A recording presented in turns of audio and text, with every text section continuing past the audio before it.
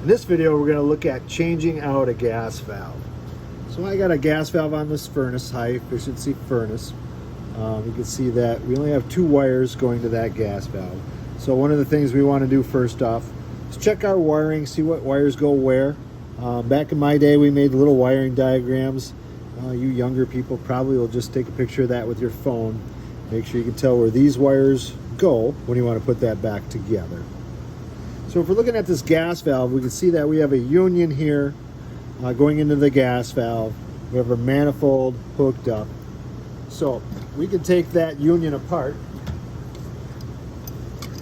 We can hook up double set of wrenches. We always want to use 2 wrenches. I pre-loosened this already, right? So I can just loosen this up. I can take that union apart. That frees up this side. Now, there's a shoulder on this valve here, and I can put a wrench on there and I can try to turn it, but a lot of times we don't have the distance to just spin that gas valve around. So what we might want to do is take apart that manifold, and if we have to do that, we just remove a set of screws here.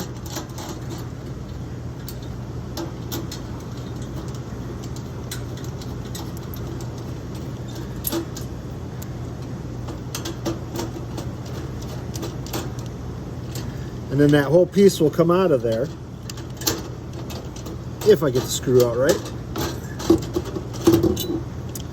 And then I can take that gas valve off of there. Now, what we really want to do is we want to watch out when we're putting a wrench and stuff on here. We want to make sure that that thing's got good tension. We don't want it slipping around. We don't want to scratch this up or wreck this in any way. But then that can be changed out, right? I can pull out this gas valve. I can take that union piece off of there. I can install a new gas valve, hook up my 2 wires, and then fire up that furnace, get it good to go.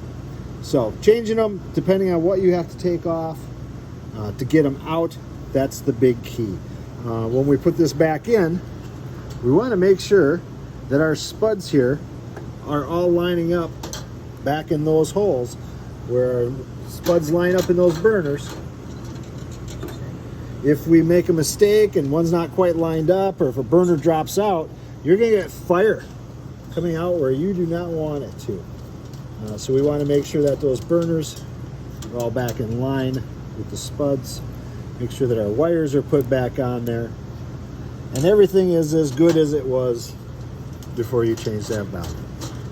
So just a little quick video on how to change a gas valve.